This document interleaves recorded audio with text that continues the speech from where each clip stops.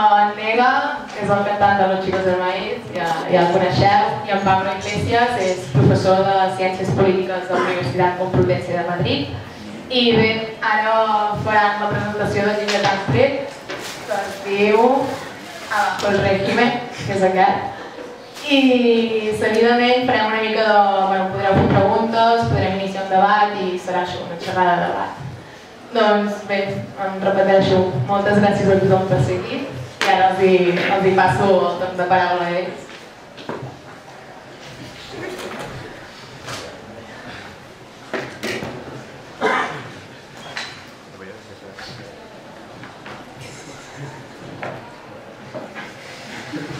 Esto es una cosa que tenemos ensayada poco, forma parte de la performance aquí. Sí, sí. ¿Sí? ¿Se oye? Sí, ahora. Bueno, lo primero, gracias a todos y a todas por venir. Lo segundo, pedir disculpas por este castellano. Vengo de una ciudad en la que se habla catalán y aunque lo entiendo perfectamente, pues me cuesta mucho hablarlo, ¿no? Si este tipo de charlas ya me cuestan en castellano, pues imaginad en catalán. Mis padres son aragoneses y andaluces y, como sabréis, la política lingüística en el país valencià pues deja mucho que desear, no deja tanto que desear que se puede llegar a la universidad como yo sin saber escribir y hablar correctamente la lengua de donde has nacido, ¿no? Cuando el ministro Wert dijo aquello de hay que españolizar a los niños catalanes, pues estaba pensando en mí, ¿no? Estaba pensando en mí, no en serio, estaba pensando en mí porque estaba pensando en jóvenes que llegan a la universidad o terminan la universidad sin saber hablar correctamente y escribir correctamente el idioma donde han nacido. Y es curioso, ¿no? Porque mi tía se fue en los años 60 a Alemania a trabajar y tanto ella como mis primos hablan un alemán de lo más fluido, ¿no? A mis padres les obligó a hablar catalán. Me he propuesto este año, entre otras cosas, por una vez por todas, sacarme carne de conducir y sacarme el mitjà. Y bueno, ¿y por qué cuento todo esto, no? Yo entiendo perfectamente el catalán porque desde pequeñito veía, no sé si os sonará, Ola de Drac, y aprendí catalán viendo Canal Nou, ¿no? Viendo Ola de Drac en Canal Nou y todos sabemos qué ha pasado con Canal Nou. Y creo que al margen de, pues eso, que se cierre una televisión pública, creo que es verdaderamente dramático que mucha gente pues se quede sin el único medio audiovisual que tenían en su lengua. Joder, coñazos, de verdad. A ver, dicho esto también, gracias, si me lo engancho, no se oye, no se oye, no. ¿Se oye? ¿Se oye? Vale, es que no me gusta estar ahí con el... dicho esto, dar las gracias a CPS por organizar el acto. Creo que podíamos haberlo organizado con una asociación más afín, ¿no? Pero creo que la actualidad manda y creo que el independentismo es un valor en alza en Cataluña y además creo que tiene su humor, bueno, un vallecano y un charnego del sur, como digo yo.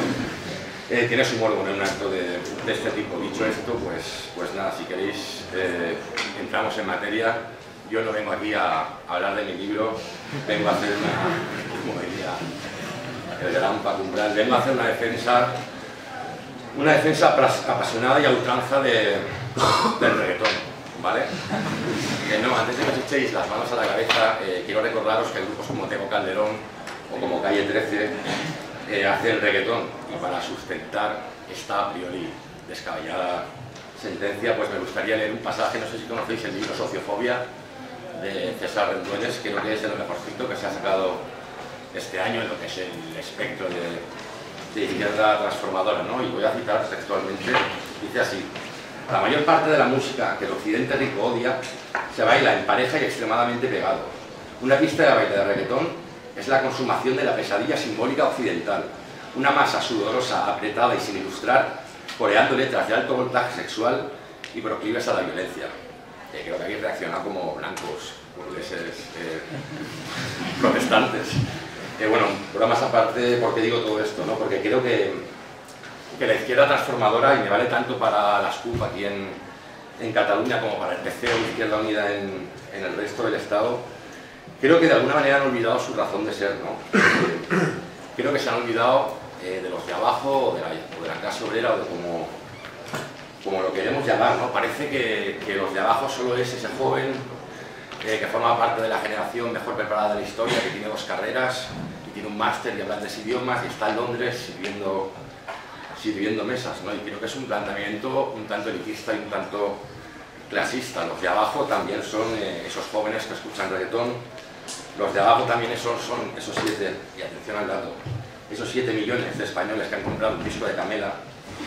Hay 7 millones de discos Camela.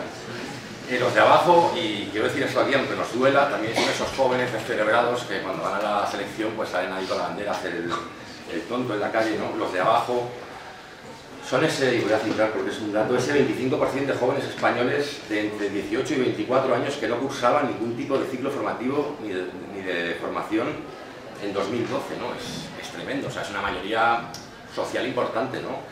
¿Qué pasa? ¿Que son más burros? ¿Que no quieren estudiar? Pues eso sería la respuesta que nos daría un neoliberal, ¿no? Creo que sería la respuesta que nos daría el ministro. Pero esta gente no quiere estudiar porque no quiere, ¿no? Y creo que es una explicación muy fácil y creo que responde, es todo bastante más complejo y que responde a cuestiones sociales. Creo que al margen de ser invisibilizados por la izquierda transformadora, ¿no? Por los movimientos sociales, por los partidos de izquierda, ese tipo de jóvenes pues son permanentemente criminalizados por el mainstream o por los grandes medios, ¿no? Vemos el diario de Patricia, vemos Hermano Mayor, vemos Princesa de Barrio, pues eso, ese tipo de jóvenes que aparecen pues no son jóvenes universitarios que están preparando arquitectura o que están preparando, pues es gente que viene de lo más bajo de la pirámide social, ¿no? Incluso APM, todos conocemos a APM, ¿no?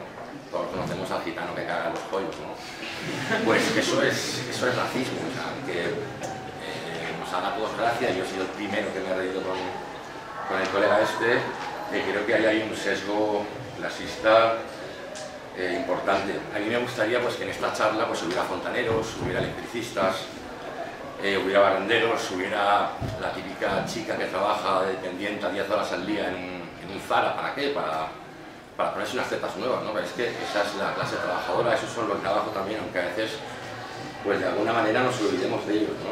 A mí me gustaría, pues que esta charla, en vez de en una universidad Pompeu Fabra, además me han comentado que es un tanto elitista y que...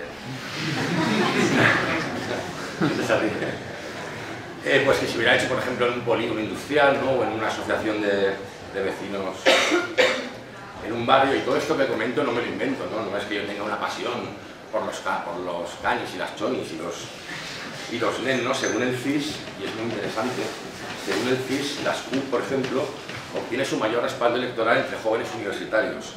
Y lo de Izquierda Unida S.A. es tremendo, ¿no?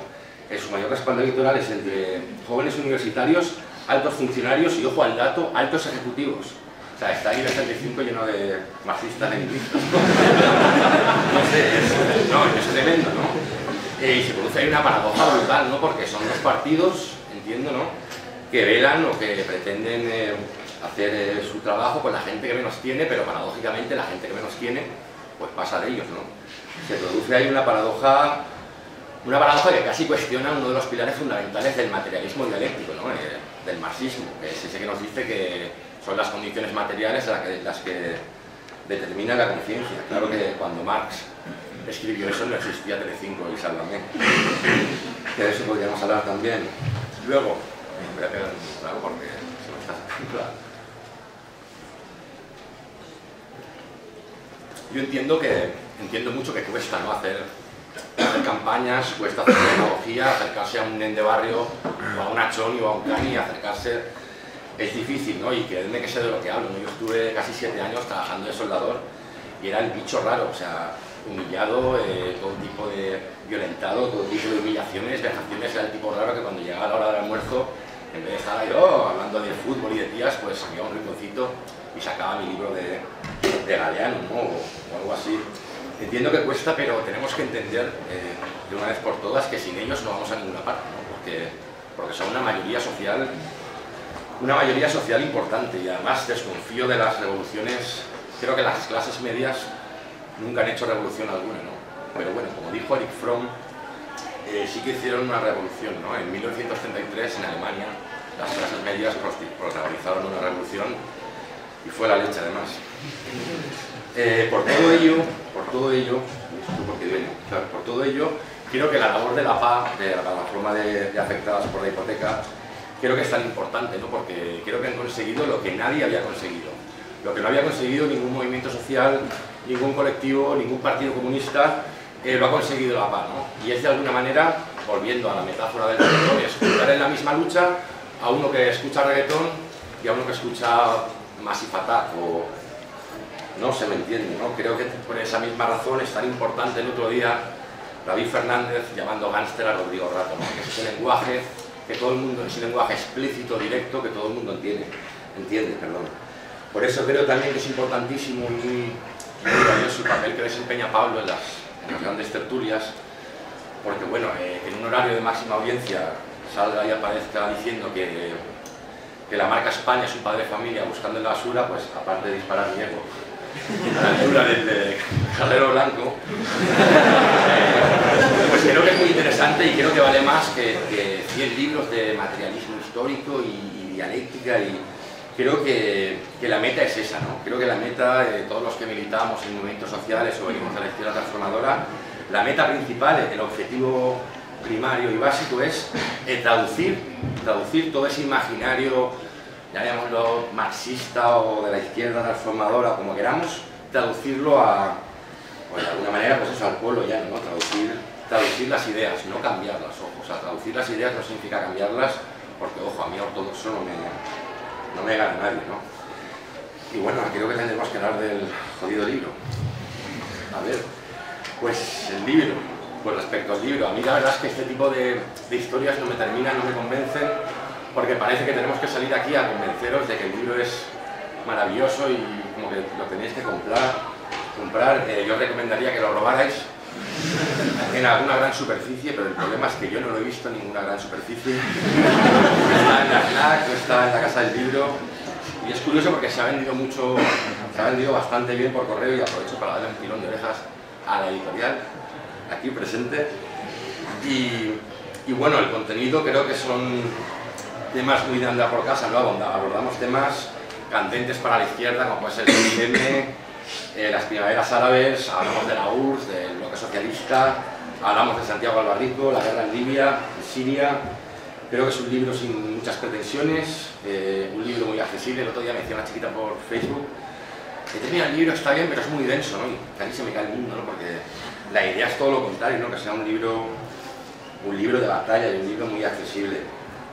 Y bueno, poco más, que el momento es ahora, ¿no? Que es en los momentos de crisis cuando la izquierda transformadora puede rascar, cuando la izquierda transformadora tiene espacio, cuando la izquierda transformadora tiene campo de cultivo para hacer su política, cuando la gente tiene un piso y una tele de plasma y un coche a plazos, pues yo creo que no se interesa mucho por la política revolucionaria. Creo que la crisis radicaliza la política, que la democracia, si no es popular y participativa, pues es un poco como la cerveza sin alcohol, ¿no? Que no hay quien se la beba. Y sobre todo y esto me lo enseñaron en Venezuela, que la democracia no es votar cada 4 años, o sea, tenemos que romper esa idea. O sea, la democracia no es meter un papelito en una urna y olvidarse y que venga la fiesta, ¿no? O sea, la democracia es participar activamente de la política, y la política lo impregna todo. O sea, desde que nos levantamos por la mañana hasta que nos acostamos, apagamos la luz, tomamos un montón de decisiones que pueden parecer a priori decisiones triviales, pero en realidad son decisiones políticas. Que vosotros hayáis venido a este acto es una decisión política, que no hayáis querido venir porque el melena hace la T y el rapero por detrás da paso, es una decisión política también, ¿no? Y creo que hay que involucrarse. Voy a terminar con una cita de Pasolini, que creo que es muy provocadora, muy adecuada, porque además es una cita muy posmoderna de un autor intrínsecamente moderno como Pasolini, ¿vale? Dice así: el fascismo basaba su poder en la iglesia y el ejército, no son nada comparados con la televisión. Y bueno, creo que es la cita ideal para dar paso a este monstruo de la televisión. Gracias, merci.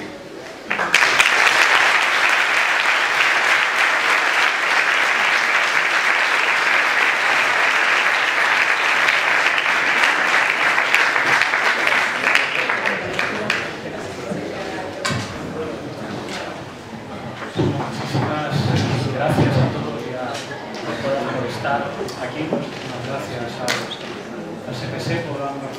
la oportunidad de intervenir a la editorial por... Ahora una anécdota. Una vez en una asamblea en Praga estábamos protestando contra una reunión del Fondo Monetario Internacional y el Banco Mundial. Y allí llegamos gente de muchos sitios, estábamos muchos madrileños y también había gente de los países catalanes. Y estábamos en una asamblea conjunta en la que por lo visto no se oía muy bien, y entonces un grupo de chicas de Cataluña comentaron: disculpad, nosotras no sentimos nada. Imaginar la reacción arrogante y autocomplacida de los madrileños que estábamos ahí. Está claro cuál es la razón. Espero que se me sienta bien en este momento. Muchísimas gracias a todos, a todas, es una gran oportunidad. Os tengo que pedir disculpas por dos cosas. La primera, si veis que me ha crecido un moflete en el lado izquierdo de mi cara, no es porque me estoy, como las ranas que hacen la metamorfosis, convirtiendo en Javier Algarra, el presentador del Gato al Agua. Así que eso podría pasar, porque voy mucho con este colega, sino porque ayer me sacaron una muela. Esto es una experiencia que recomiendo a todos los marxistas para comprender una lección crucial del feminismo, y es que la vida es cuerpo, somos cuerpo y el cuerpo determina lo que somos, que nos tengan que sacar una muela. La segunda disculpa que os tengo que pedir es por haber llegado muy tarde, que también digamos explica por una sucesión de comicidades. Yo esta mañana me he ido a hacer footing, que es una cosa que los varones a partir de los 30 años solemos hacer para tratar de mantener viva infructuosamente la ilusión de la juventud. Y cuando voy para casa, pues me han ocurrido estas cosas que te ocurren cuando no has formado parte del trabajo asalariado de verdad, de esa clase obrera que ponía calefacciones y sistemas de gas, y se me ha estropeado la bombona de gas y no me he podido duchar. Y entonces cuando he llegado a Barcelona, lo primero que he hecho ha sido ir al hostal y ducharme, no había toallas, en fin. Un Cristo que demuestra la incapacidad de la izquierda académica para sobrevivir en las situaciones más prosaicas.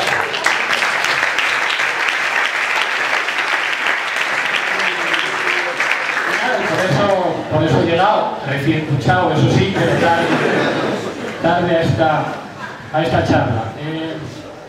El libro de Nega dice que pretende ser un libro accesible. Para hacer honor a la verdad, si os vais a las notas a pie, empezamos por Ulrich Beck, seguimos por Howard Zinn, pasamos a las ondas de Kondratiev, a continuación nota 4, David Harvey, The Wire, una, digamos, serie de masas sin lugar a dudas, después Antonio Gramsci, a continuación el movimiento socialista panhelénico, Ramón Tamames Gómez, Alfonso Armada, en fin. Yo creo que aunque la mona se vista de seda, mona se queda, y en el libro se nota que leemos mucho, y eso pues aparece. Y el carácter plebeyo que le queríamos dar al libro, pues bueno, tiene partes propias de la conversación, pero también es un libro muy de escena, muy de dos personas que estamos metidos en los debates de la izquierda. Y también eso es una oportunidad para discutir con estudiantes que entiendo que estáis politizados, o estáis llamados a estarlo porque vivís en Cataluña, y en Madrid se dice que aquí no se habla de otra cosa más que de política. En la última presentación que hicimos de este libro, yo, digamos, dije una serie de cosas que no quiero repetir, porque el problema de dar charlas ahora cuando hay YouTube es que la gente tiene la sensación de que eres un fraude, de que lo mismo que estás contando ya lo has contado en otro sitio. Antiguamente, cuando no había estas herramientas, pues uno iba de bolos, que también en la academia lo llamábamos así, y tú podías contar la misma chapa en Cuenca, en Soria o en París, y no quedaba mal, porque era imposible saber lo que habías contado en Cuenca, pero ahora no. Entonces yo me esfuerzo por adaptar lo que digo a cada lugar, con ciertos límites, porque es muy difícil preparar una charla absolutamente original, y no puedo, o no quiero decir exactamente lo que dije del origen del libro, pero solo dos cosas. Por una parte es un libro que busca lo que nos diferencia y no lo que nos une, porque sería un tostón, digamos que hablar de cosas para decir exactamente lo mismo, y por otra parte es un libro con el que yo quería buscar una cosa que nega tiempo, y es autenticidad. Es decir, hay mucha gente que le critica las letras que hace, o las letras que hace con Tony en Los Chicos del Maíz, que le critica el estilo, pero es verdad que todo eso es lo que genera una atracción muy especial por el fenómeno de Los Chicos del Maíz y una manera sucia, muy plebeya, como el reggaetón, de entrar a los debates políticos, escapando de algo que por desgracia es un patrimonio de la izquierda española, de la izquierda vasca y de la izquierda catalana, que es el exceso de corrección política. Digamos, un mecanismo infalible para determinar la percepción que se tiene de uno es el humor, que a mí me hacía mucha gracia la representación que hacían en TV3, en Polonia, de las CUP. Vamos a votar si votamos, de compañeros y compañeras. Es decir, era una manera de señalar la extrema corrección política que se lleva al punto de la parodia. Y eso a veces está muy bien, pero es verdad que castra ciertos elementos que en política son cruciales y necesariamente incorrectos. Un ejemplo que tiene que ver con la lengua. Una cosa me tendréis que reconocer: no hay mejor idioma para insultar que el castellano. Y basta ir a una manifestación en Cataluña para ver que tanto del lado de los Mossos d'Esquadra como del lado de los manifestantes, cuando se trata de cagarte en la puta de madre de alguien, no hay idioma que supere al castellano en eso. Esto no es una defensa del castellano, es una defensa de la incorrección política como elemento para comunicar y debatir. Lo que traigo yo aquí son elementos para polemizar, que es lo que hemos buscado en el libro. Nos daba bastante morbo discutir en Cataluña y en ese sentido pensábamos que podía servir centrarnos en aspectos del libro que tienen que ver evidentemente con la cuestión nacional. El libro parte de una discusión, y aquí os proponemos aquí para que las preguntas, que os pediría que sean lo más agresivas, incorrectas e incisivas posibles, o sea, no hace falta que empecéis diciendo muchas gracias por estar aquí, qué majo sois, por haber venido, me quiero hacer una foto contigo, este tipo de cosas. Es mucho mejor si sois desagradables, porque eso al final genera debates mucho más interesantes. Decía que el libro parte de la hipótesis, de la discusión de si existe una crisis de régimen, por eso se llama Bajo el régimen. Y cuando hablamos de régimen, hablamos del régimen español, como el conjunto de instituciones políticas que establecen un régimen político como resultado de un proceso de metamorfosis del sistema franquista que concluye en eso que algunos politólogos del mainstream llaman democracia española. Una de las claves, a mi juicio, para hablar de crisis de régimen es lo que está pasando con la cuestión nacional. La cuestión nacional fue uno de los temas no cerrados por la Constitución española y no cerrados a la hora de entender el conflicto político, pero sí muy atenuados en ciertos periodos, y esa es una de las claves para entender el éxito político incuestionable del golpe de Estado del 23F, que sirve para consolidar la figura del monarca como adalid y defensor de la democracia, y por otra parte para calmar definitivamente lo que representaba lo que entonces en el Estado español se llamaba construcción de las autonomías. Y a partir de ahí, las fuerzas hegemónicas que representan la diferencia, lo nacional, en Cataluña y en el País Vasco se llaman Convergencia y Unió, el Partido Nacionalista Vasco, que son en última instancia partidos de régimen que contribuyen a la gobernabilidad y al entendimiento. Son los partidos que harán viables gobiernos del Partido Socialista y gobiernos del Partido Popular. Serán partidos que coincidan en las líneas fundamentales con la política económica que se relaciona con la entrada de España en la Unión Europea y la asunción de los criterios de convergencia de Maastricht y la destrucción del tejido industrial y la asunción que las naciones que forman ese Estado que llamamos España van a formar parte de la periferia de Europa. Aunque más esto no se lo crea y diga que Cataluña es como Lombardía en el norte de Italia, es periferia de Europa. Y eso, digamos que permanece de manera tranquila durante mucho tiempo hasta los últimos años. Hasta el punto de que incluso sectores tan conservadores, tan de régimen, tan de orden como Convergencia y Unión, que no han sido independentistas en su vida, que han sido un partido de orden, entienden que se ha abierto una oportunidad política histórica. Eso es una de las pruebas de que hay una crisis de régimen.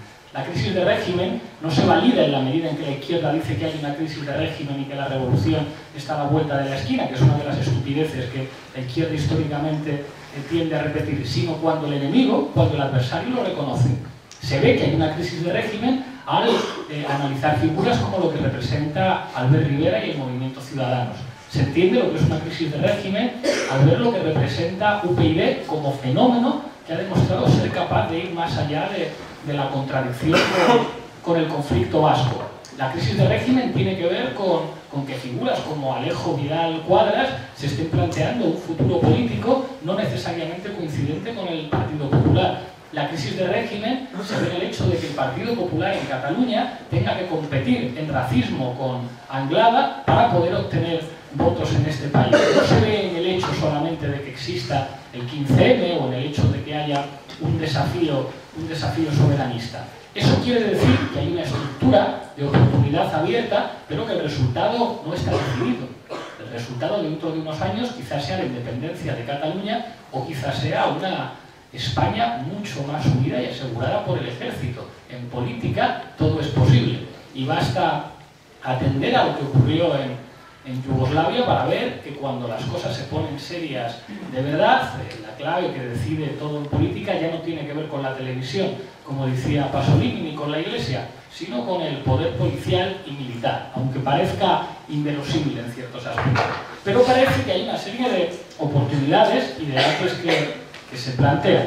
El primero es el debate de qué es la soberanía. Y aquí hay digamos, es como el primer elemento para la discusión que planteo.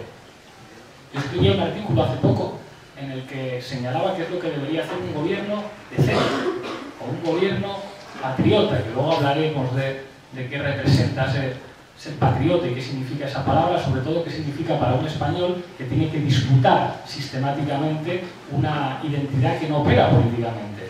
A mí me encantaría ser catalán o ser vasco para poder operacionalizar en términos políticos una identidad que sirve para movilizar cosas. Una de las desgracias que tenemos los españoles es haber perdido una guerra civil y que la identidad española esté mayoritariamente asociada a elementos que puede utilizar políticamente la derecha. Por eso nosotros tenemos que jugar con una cintura que tenemos que estirar hasta extremos que rozan lo ridículo, porque no podemos operacionalizar ese elemento político. Ya me gustaría a mí que en mi país hubiera podido ocurrir como en Argentina, que cuando la gente sale a la calle a enfrentarse a las élites políticas, salen con las banderas de su país, que siempre son un elemento en disputa, que son, como dice la clave, un significante vacío, que puede no significar nada, pero que establece vínculos emocionales que han demostrado históricamente ser lo más efectivo políticamente. Si hubo una estupidez que dijeron algunos marxistas, fue decir que la clase trabajadora no tiene patria, o que la identidad internacionalista podía superar a las identidades nacionales. Por suerte llegaron los austromarxistas para decir cualquiera que entienda un poco de política jamás renuncia a los elementos agregadores tales como la religión, como la nación o como lo que toque en cada momento, independientemente de que no sea sostenible en términos históricos, en términos de las ciencias sociales. Las naciones no son elementos que definan los científicos sociales, y me aburren los debates entre los científicos sociales modernistas y primordialistas. No, Cataluña existe desde hace 3.000 años. No, es un fenómeno de la modernidad asociado a la revolución industrial y a la formación de una clase burguesa. Esos debates están muy bien para la universidad, pero la verdad es cuando un montón de gente sale a la calle, se dan la mano, se ven a sí mismos y dicen, pues nos sentimos catalanes, independientemente de que eso sea más sostenible académicamente o menos. Es como un gol en un partido de fútbol. Es racional ser del Barça, o es racional ser del Madrid, o es racional ser del Español, o ser de cualquier equipo de fútbol. No, pero es una pasión, una cosa que se siente, y que venga cualquiera a decir que eso no tiene importancia política. Bueno, pero esto llega a un punto que es algo que ha sido crucial en todos los movimientos que han asumido la nación como elemento agregador, que es la soberanía. Y la soberanía ya no tiene que ver con elementos irracionales. La soberanía tiene que ver con una institución que ha sido clave en las ciencias políticas, que se llama Estado. Cualquiera que tenga una nación sabe que necesita un conjunto de instrumentos administrativos para que su nación, en términos culturales, pueda existir. Esa es la razón por la que él no habla catalán, y muchos de vosotros, que a lo mejor sois hijos de migrantes andaluces o extremeños, sí, porque existen una serie de instrumentos e instituciones de tipo administrativo que hacen que cuando vas al colegio o aprendes catalán o no avanzas, o que el catalán se convierte en una cosa secundaria, que esto es para hablar con tus amigos o con tus abuelos. Esas son decisiones políticas que requieren de instrumentos administrativos. Y eso tiene que ver con la soberanía. Primera pregunta que se lanza: cuando buena parte de los instrumentos de la soberanía están en manos de instituciones supranacionales, cuando se dirigen las políticas económicas de cualquier gobierno del sur de Europa son los tenedores de deuda, cuando la política monetaria, que es uno de los instrumentos fundamentales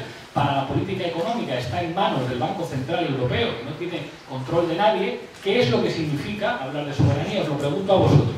Mi amigo Alberto Pradilla, el corresponsal del diario Gara en Madrid, me da una respuesta que tiene parte de razón. Dice, sí, tienes toda la razón, pero déjame ser dependiente de Bruselas como tú, que ya veremos nosotros cómo resolvemos esto. Y no le falta razón. El siguiente debate que os planteo es la cuestión de las alianzas. Hay una cosa que repito siempre en los medios de comunicación y que solo es verdad a medias. Yo digo, todos los demócratas tenemos que estar a favor del derecho a decidir. Y yo creo que en la partida de nacimiento de la izquierda está el reconocimiento al derecho de autodeterminación. Esto es verdad. Pero lo que no digo, procuro no decir en los medios de comunicación, es que es prácticamente imposible encontrar un ejemplo en la historia de una nación que haya nacido sin el soporte de las armas. Y yo sé que esto es muy difícil de decir públicamente, pero eso no ha existido nunca. De ETA se podrán decir que son terroristas o que eran terroristas, que se equivocaron estratégicamente, que hicieron barbaridades que son intolerables antes, durante y después de Hipercor. Se podrán decir muchas cosas, pero no que no razonaran políticamente. Y el razonamiento fundamental detrás de eso está en el hecho de que en política cuenta el poder y la fuerza. Y el poder y la fuerza depende, en última instancia, de una cosa que se llama factor militar. Esto no se puede decir en la televisión, esto no se puede decir en un debate público, entre otras cosas porque es el lenguaje que le gusta a la derecha, porque sabe a la derecha española, porque saben que en ese terreno tienen todas las de ganar, pero no están diciendo ninguna estupidez, están diciendo una verdad política crucial. Ya puede haber un 60% de los ciudadanos de una comunidad autónoma de mi país que digan lo que quieran, que en última instancia la Guardia Civil, la Policía Nacional y el Ejército lo tengo yo. Y sobre las experiencias de la desobediencia civil pacífica, enfrentándose a hombres armados, entrenados y preparados, pues bueno, sois estudiantes universitarios y supongo que sabréis lo que significa eso. Segunda pregunta que os lanzo para el debate. Tercer elemento, y con esto acabo ya. La estrategia mediática. La acción de David Fernández el otro día fue apoteósica por muchas cosas. Hizo un tuit muy cabrón, que pretendía ser muy cabrón, era una especie como de abrazo del oso. Dije, con esa acción David Fernández no actuó como un diputado de las CUP, actuó como un diputado del pueblo. Pues yo no sé si eso le gustó o no le gustó, porque siempre que un español dice cosas como estas es como, ya venís a hacernos este abrazo así como simpático, pero nos la estáis liando. Pero en realidad, con lo que estaba haciendo, estaba yendo mucho más allá del independentismo. Estaba convirtiéndose de alguna manera en un portavoz de discursos que son transversales y discursos que son hegemónicos. Si no fuera así, no habría funcionado ese vídeo como funcionó y no se habría generado un debate en todo el Estado como el que se generó.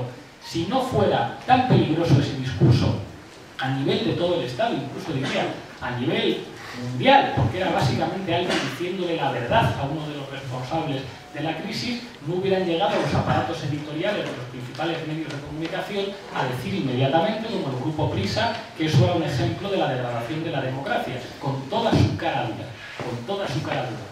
un estado en el que una de cada 4 personas está en una situación de pobreza, 57% de paro juvenil, familias desahuciadas, entre otras cosas, por el banco que presidió Rodrigo Rato, las políticas del FMI que inició Rodrigo Rato directamente vinculadas al desastre económico, pero claro, el escándalo es enseñarle una alpargata al señor exministro que comparece de manera voluntaria. Pero eso implicaba en la trascendencia de ese discurso y en la violencia con la que atacaban a David Fernández, que como David Fernández apoyó una vez a Otegi, y según el Tribunal Supremo Español, Otegi es de ETA y por lo tanto David Fernández es ETA. Que tuvieran que ir a ese discurso demostraba la peligrosidad. Incluso escuché a un tertuliano en televisión española que me comía las uñas porque no estaba en el debate y estaba en casa, me hubiera encantado estar, que decía algo, decía, claro, es que van vestidos como iban vestidos los de la izquierda de Berchale antes, porque ahora los de la izquierda de Berchale ahora van de señores, que también estaba descubriendo una de las claves que diferencia las estrategias políticas de la izquierda de Berchale de ahora con respecto a las de antes, y la consecuencia de ello, que supongo que todos conocéis, es que seguramente la izquierda de Berchale a las elecciones europeas no va con las CUP, va con Esquerra Republicana de Cataluña, porque la estrategia es otra. Este es otro debate que dejo aquí. La cuestión de los compromisos históricos, que fueron una cosa que inventaron los comunistas italianos, los eurocomunistas italianos, Enrico Berlinguer, que dijeron, bueno, pues aquí existe una democracia cristiana y existimos nosotros. Vamos a llegar a una serie de acuerdos para repartirnos esferas del país y llevar a cabo una construcción nacional. Y eso es lo que está de moda ahora, tanto en el País Vasco como en Cataluña. Y digamos que eso ha tenido enormes consecuencias en la manera de plantear las estrategias soberanistas. El argumento que utilizaba el bloque nacionalista galego para justificar sus coqueteos con Inditex y con Amancio Ortega era un argumento marxista, que decía, claro, para que un país se desarrolle hace falta una burguesía nacional. Sin burguesía nacional no hay lucha de clases después, por lo tanto tenemos que apoyar a Amancio Ortega, que es la burguesía nacional de nuestro país. Claro, muy bien, camarada, pero en partes de la base parece que estás hablando como, a pesar de que Galicia sí es una nación periférica de verdad, dentro de lo que representa la estructura del Estado español, pero parece que estás hablando de Bolivia o de Argelia, y las consecuencias prácticas de todo eso quizás se validen de manera muy distinta. Otro debate que os dejo para que discutamos. Y yo creo que voy a acabar aquí porque la chapa ha sido ya bastante larga y creo que lo más valioso de todo esto van a ser vuestras preguntas y el debate que tengamos. Muchísimas gracias.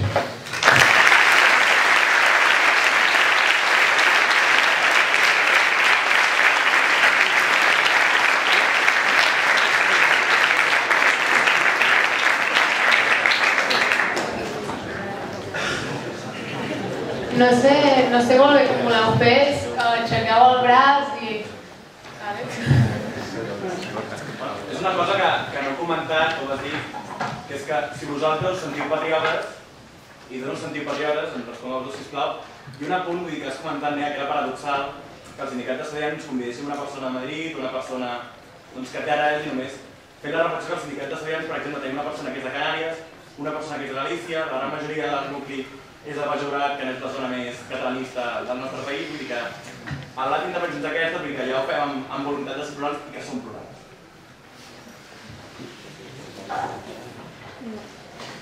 Yo estaba manejando cosas generales, ¿no? Esto que además lo colgó el otro día Alberto Garzón en su Twitter, ¿no? Lo de el voto electoral en función de la clase social y a mí me llama bastante la atención, ¿no? Respecto a si me siento patriota, no puedo sentirme patriota porque me han robado la patria, ¿no? O sea, en Valencia es terrible, o sea, ojalá tuviéramos unas CUP o... Mira, otro día lo que dijo Cayo Lara de lo de... O sea, nunca había pasado tanta vergüenza ajena. Pero es lo que comentaba Pablo, ¿no? Es dramático que en el resto del Estado pues no podamos... Había comentado lo de Argentina, con el que se vayan todos, que la gente salía con la bandera argentina, y en Grecia, en las mariscañeras de Grecia, la peña sale con la bandera griega, ¿no? Y es que no hay más, como decía Pablo, pues perdimos una guerra civil y cuesta mucho aglutinar en torno al concepto patria o al concepto nación, ¿no? Y creo que, como bien él ha dicho, creo que aglutina más que cualquier discurso. O sea, tú mira cuando van a la Roja, o sea, la gente se vuelve loca, la gente pierde los papeles. La gente ha ido hasta peleas de estos asesinatos. O sea, mira cuando juega la Roja, el país se paraliza y la gente sale con la bandera como si, además en plena crisis, ¿no? Porque era muy paradójico, ¿no? Que estaba la crisis en pleno auge y la gente celebrando el Mundial y celebrando la Eurocopa. Y bueno, estamos condenados por eso, ¿no? Porque perdimos una guerra y claro, la cuestión es cómo podríamos hacer para la gente del resto del Estado pues utilizar esa idea, ¿no? Esa idea de patria, esa idea de nación. La verdad es que no lo sé. Pues creo que la bandera republicana puede de alguna manera, pero creo que no es suficiente. La verdad es que ahí, el experto en política, sí, o sea, no sé, es que cómo podemos hacer para agregar en torno a una identidad nacional, lo veo súper difícil, porque ya te digo, perdimos la guerra y creo que primero que tendría que pasar mucho tiempo, más tiempo del que ha pasado, y luego la verdad es que no lo sé. Sí. Digamos que, considerándome patriota, pero sobre todo por una decisión política más que por un sentimiento, es como darle forma política a elementos que siempre han estado en mí y decir, bueno, pues a esto lo vamos a llamar patriotismo. A defender lo público, a la defensa de los servicios públicos, al orgullo de clase, a ponerle nombre y diferenciar a los que viven de su trabajo respecto a los que viven de las rentas, vamos a ponerle el nombre de patria. Eso, en España, implica una pelea muy difícil. Una pelea en la que tienes muchos menos instrumentos que puedes movilizar. Vosotros tenéis una ventaja enorme. Podéis nombrar a un enemigo llamándole España. Y podéis identificar con España, haciendo un discurso de izquierdas, podéis decir España es los bancos, España es los desahucios, España es el gran capital, España es una serie de elementos culturales que tienen que ver con el maltrato a los animales y con un tipo de folclore que no tiene que ver con nosotros. España es arrogancia y posición lingüística. Y ahí se pueden decir un montón de cosas, unas más ciertas o más verificables que otras, pero que operan como agregador político de manera maravillosa y me da mucho envidia. Nosotros podemos hacer un invento que a mí no me convence, podemos decir somos castellanos, porque es verdad que la identidad española se construye históricamente en torno a la supremacía del Reino de Castilla y a su lengua y a sus instituciones, pero es que yo no me siento castellano y español sí.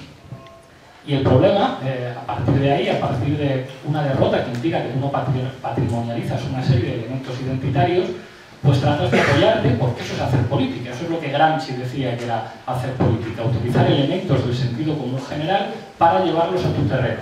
Y decir, bueno, vamos a decir que ser patriota es lo contrario a lo que hacen las élites. Patriotas de pulserita rojigualda que tienen cuentas en Suiza.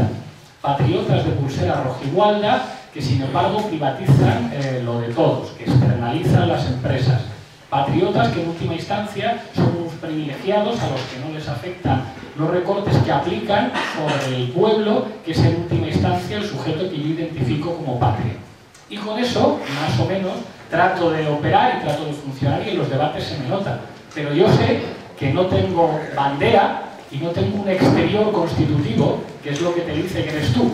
Es decir, es imposible entender Cataluña sin un exterior constitutivo que se llama España, porque entonces deja de ser. Eso es una clave fundamental en política. Y eso, desde España, es mucho más difícil. Solamente opera en el nacionalismo de la derecha española que dice, claro, lo contrario a España es el privilegio de los catalanes.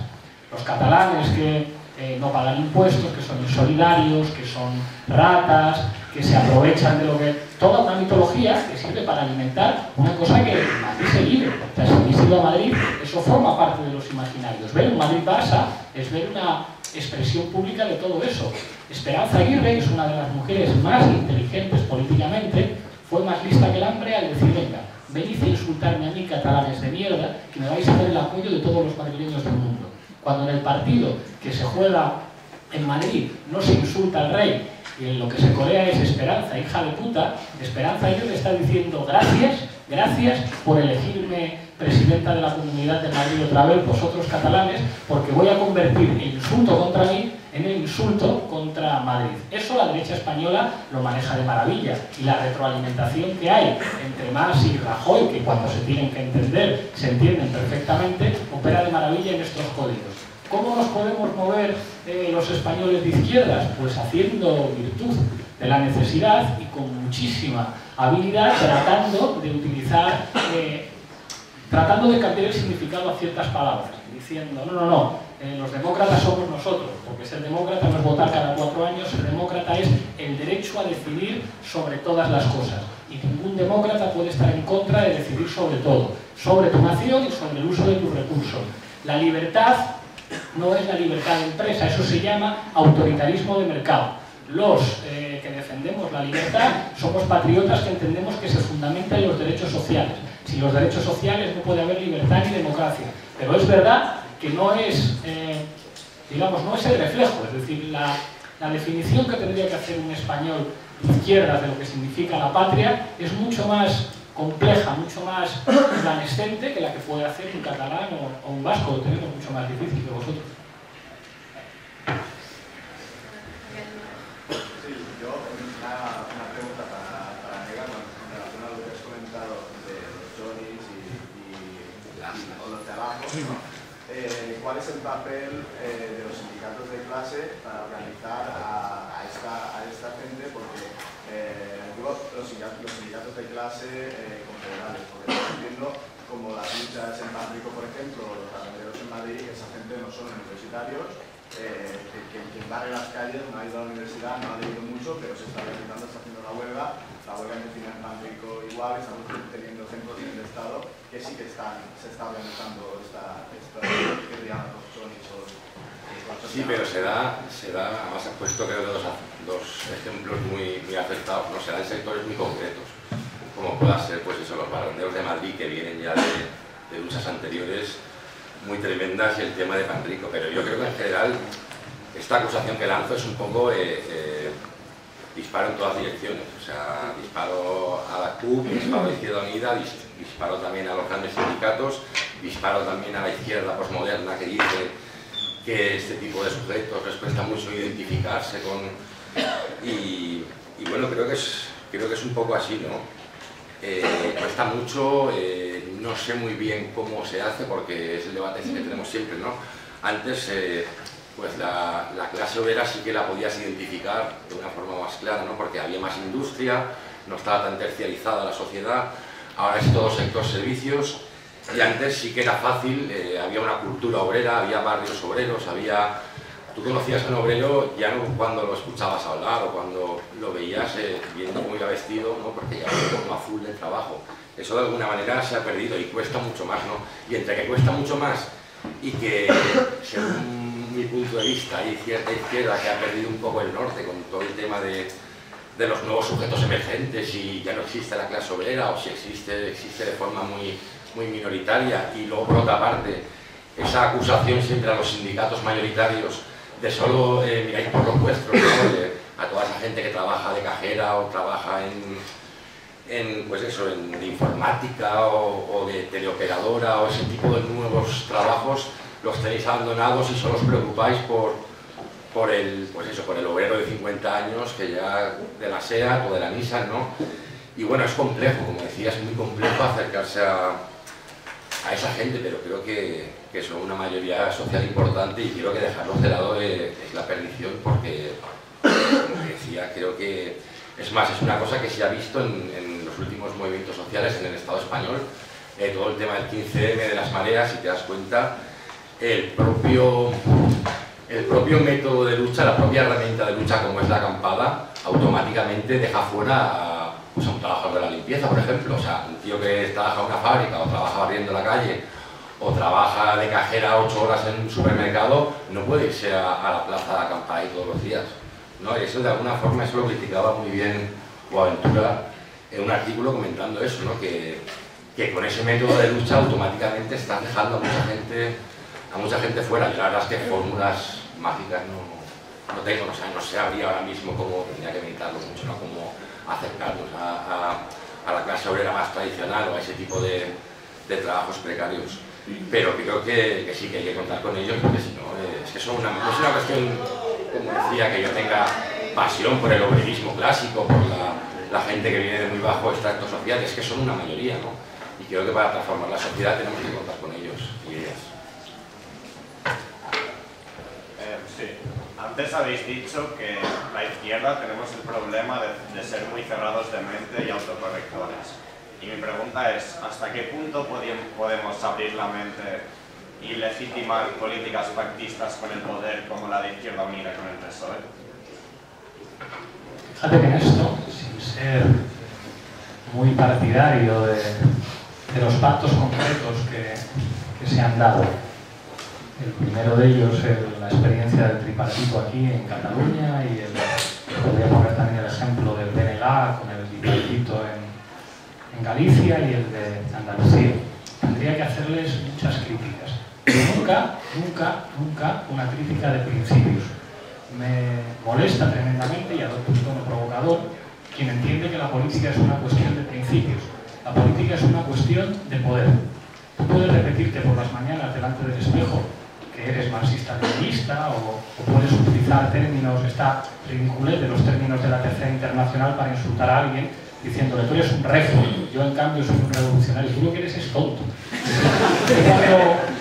En política no eres lo que dices ser, eres el poder que puedes poner encima de la mesa, eres los manifestantes que sacas, eres las huelgas que ganas, eres el poder institucional por los votos que ocupas, eres los ayuntamientos que gestionas con éxito, eres los enfrentamientos con la policía que ganas, es decir, que ganas en el sentido de que los condenados son ellos, es decir, no va tu gente a la cárcel y no tienes que pagar tú los abogados. Eres la hegemonía o la contrahegemonía en términos de opinión que generas a tu alrededor. Eres lo que, de alguna manera, tu práctica permite validar. Pero si tú eres, pues bueno, un 6% de los votos, tú eres unas movilizaciones modestas, tú eres unas experiencias de poder municipal contradictorias, tú puedes tomar una postura, que es decir, no, las instituciones forman parte del poder burgués, como decía Engels, el Estado es el instrumento que permite a la clase económicamente dominante hacerse clase políticamente dominante y yo estoy aquí para tocar la pandereta.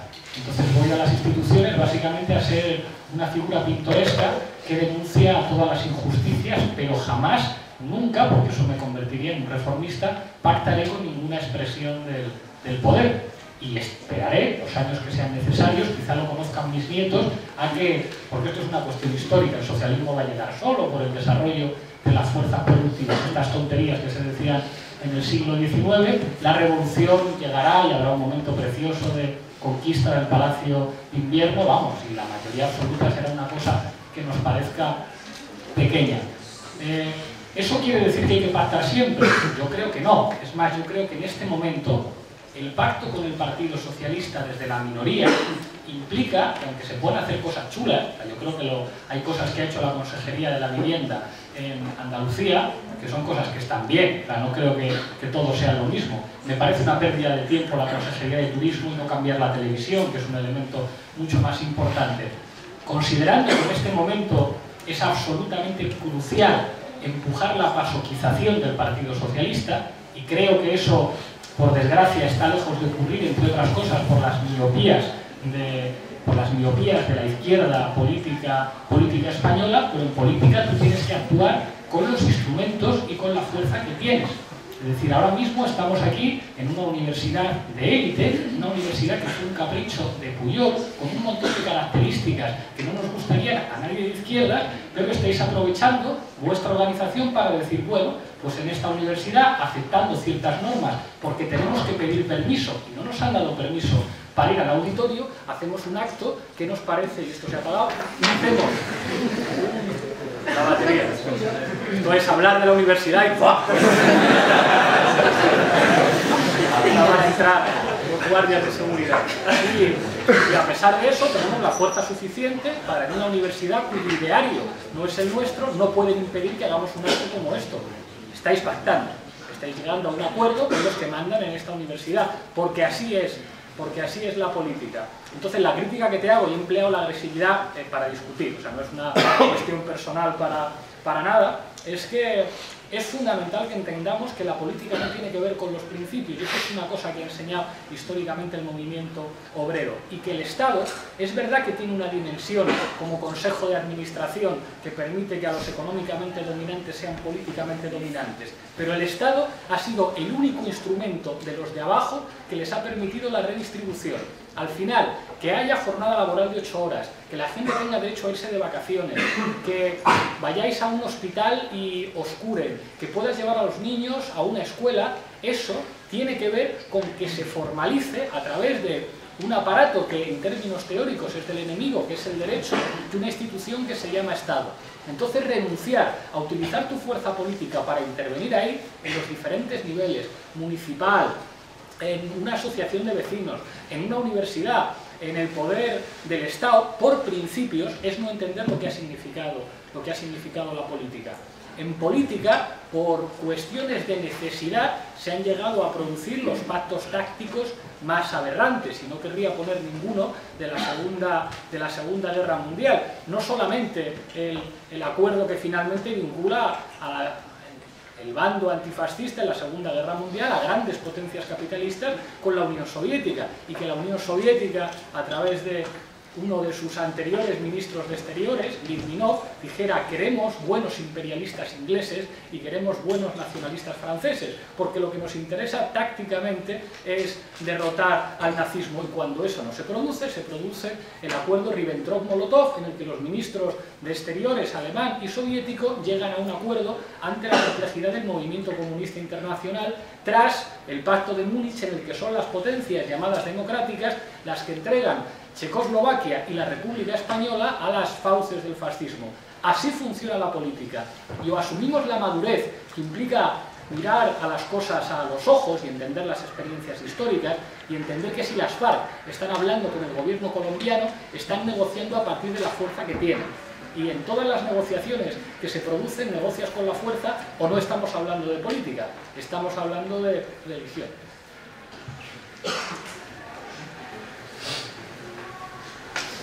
Bueno, mi pregunta es para los dos. Voy a poner el ejemplo con Pablo. Podéis contestar los dos si queréis. Yo te pregunto, Pablo, si tú fueses Pablo Iglesias, pero hubieses tenido la suerte o la desgracia de nacer en Cataluña, espero que la suerte, y llegase un día en que te dijeran: bueno, se acabó, tu nación no es la española, estoy poniendo el supuesto en que fueses Pablo Iglesias con las ideas que tienes ahora mismo, pero habiendo nacido en Cataluña. Llegase un día en que te dijesen: bueno, coge tu lucha republicana española, métela en tus maletas y vete, o quédate y acepta esto. ¿Qué haríais? En mi caso, si hubiera nacido aquí, sería catalán, con lo cual nadie podría venir a decirme: tú vete con tus cosas. Es como: perdona, yo soy tan de aquí como tú, y en ese sentido, pues no sé las ideas que tendría. Supongo que por el practicismo táctico que me caracteriza, sería patriota catalán, o sea, teniendo una identidad que funciona políticamente tan bien. ¿Para qué te vas a quedar con una que, por suerte o por desgracia, yo creo que por desgracia, se identifica con la guerra civil? ¿Qué es lo que pasa con la bandera republicana? Que inmediatamente se asocia al pasado y no al futuro, y los símbolos que se asocian al pasado y no al futuro son símbolos muy limitados para operar políticamente. Yo creo que las sociedades son complejas, independientemente de lo que decidiera yo, y que además en ninguna sociedad se plantea el quédate dentro o vete fuera. Yo sé que hay un movimiento que es más pequeño que el independentismo, pero que es ineludible en Cataluña, y que tiene que ver con lo que representa, por ejemplo, Albert Rivera, que tiene muchos más votos que la CUP, y va a tener muchos más. Es verdad que si suma los votos que va a tener los del PP y los del Partido Socialista con el voto soberanista, puede que tengan menos. ¿Tú te crees que se van a ir? ¿O que no son catalanes? ¿Que no han nacido aquí? ¿Que no hablan la lengua? ¿Que no forman parte de la idiosincrasia de todo esto? Claro que sí. Igual que el Partido Popular en Galicia es un partido popular muy particular. Entonces, ¿cómo se negocia todo eso? ¿En clave de que te quedas dentro o que te quedas fuera? Yo creo que las identidades políticas se negocian permanentemente. Seguramente muchos de vuestros padres y vuestros abuelos no habían soñado que sus nietos tuvieran como primera lengua el catalán, porque las identidades se construyen. ¿Quién sabe lo que va a ocurrir dentro de 2 generaciones? Pero creo que las elecciones políticas son cosas que en todo caso pueden servir para entender a figuras políticas muy relevantes, pero no a la gente normal. Es decir, ¿cómo decirte? Si aquí se produce la independencia, pues seguro que muchos estarán muy contentos y otros muy decepcionados, pero creo que para la gente normal eso no forma parte de una elección respecto a dónde va a vivir o dónde va a dejar de vivir. No sé si he contestado. Bueno, está dando por hecho que no puede haber una izquierda catalana que tenga un proyecto como el tuyo. No entiendo. Entiendo, a ver. Estás diciendo que la izquierda en Cataluña tendría que ser independentista. No, he dicho lo que probablemente sería yo, pero en Cataluña existe una izquierda. O sea, yo pregunté, cuando tuvimos el debate, al que no asistieron las CUP, que les vuelvo a tirar de las orejas aquí en Fora Apache, pregunté a Nuet por teléfono y le pregunté, ¿tú quieres un Estado catalán o quieres quedarte en España? Y la pregunta fue muy directa y Nuet fue muy honesto y dijo, yo querría quedarme a través de otro modelo, un modelo federal, un modelo distinto, y es de izquierda, claro que sí. Y de hecho, bueno, creo que hay gente de izquierdas que no se identifica con el independentismo en Cataluña. Te has preguntado por mí, lo que haría yo. O sea, yo en general soy partidario de utilizar las identidades nacionales para hacer política. Cuando trabajé como asesor en una campaña en Galicia, dije, bueno, esto es una maravilla, esto no es como España. Aquí, ¿cómo que vamos a regalar la identidad gallega? Hay que ponerla a operar inmediatamente a nuestro favor. La defensa de Galicia es la defensa de los de abajo. Cuando hice un vídeo para Izquierda Unida Andalucía, dije, pero estáis tontos, si aquí podéis hablar de patria, identificar la patria con los de abajo, con los trabajadores, como los más humildes, ¿para qué vas a ir con la idiotez esta de la izquierda cuando tú ya tienes izquierda en las siglas? Trata de construir una cosa que amplíe el campo, que haya gente que te vote porque diga, yo soy andaluz, identifique al andaluz como el que trabaja, el que tiene que emigrar, el que sufre los recortes, el que lucha por su tierra, porque eso opera políticamente y tiene elementos de verdad, sobre todo en naciones más periféricas. Eso es lo que yo haría. O sea, yo nunca cometería la imprudencia de decir, no, el nacionalismo es una cosa solo de la derecha, no tenemos patria, no tenemos nación. A mí eso me parece una torpeza política que es desconocer los procesos históricos, pero hay muchos planteamientos más que respetables en ciertos meses. Sí, bueno, yo quería comentar, bueno, eso que comentas es un poco política ficción, ¿no? ¿Qué pasaría? Yo con mi padre tengo un montón de debates encendidos, porque a él pues viene eso de la izquierda más tradicional española y le cuesta mucho entender el concepto de autodeterminación de los pueblos. Y mi padre es un tío que ojo, que es izquierda radical, es un tío que viene del mundo sindical, que ha hecho, o sea, que se ha currado con la policía, que ha hecho sabotajes, que es un tío que ha dado la cara. Y yo le digo, papá, le digo, si tú hubieras nacido, como siempre por ejemplo, esto de política ficción que tú has planteado, si tú hubieras nacido en Hernani, tú probablemente con tu carácter, con esa forma que has tenido siempre de echar para adelante de la empresa, currarte con el jefe, de currarte, tú probablemente estarías ahora en la cárcel como miembro líder de ETA o alguna historia así. Es verdad, ¿no? Y creo que el sitio donde nacemos nos condiciona mogollón. Pero bueno, quiero abrir ahora un poco la caja de los temas. Habías comentado tú antes, ¿no?, de que al final, a fin de cuentas, lo que cuenta, como decía Mao, es el poder nace de la boca de los fusiles.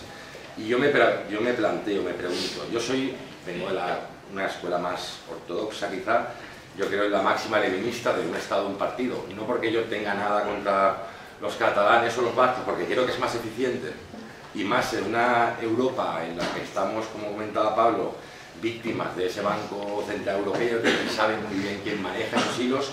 Creo que a la hora de combatir eso, creo que haríamos mucha más fuerza siendo un Estado, pero incluso no en un Estado de España como si tenemos a Portugal y tenemos a Andorra y tenemos a Grecia.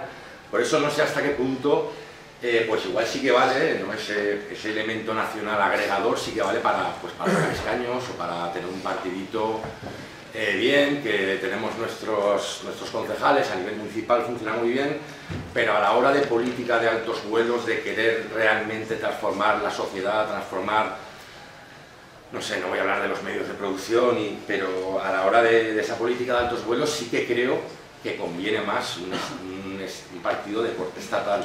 Luego, si conseguimos la victoria y cada uno quiere tirar por donde quiera tirar, ¿vale?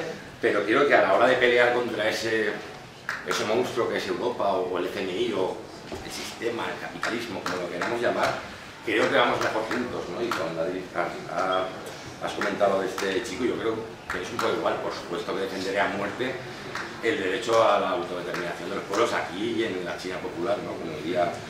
Como diría aquel. Pero vamos, no sé si desde un punto de vista estratégico nos convendría, porque una cuestión de lo que comentaba Pablo, de una cuestión militar, una cuestión de fuerzas, y siendo, obviamente, si tenemos que pelear contra el Banco Central Europeo, vamos a hacer muchas más fuerzas si somos muchos que si somos menos, ¿no? Es una cuestión puramente, no es una cuestión identitaria, ni es una cuestión puramente estratégica. Y creo que acabo de soltar ahí un buen elemento para el debate, si la gente se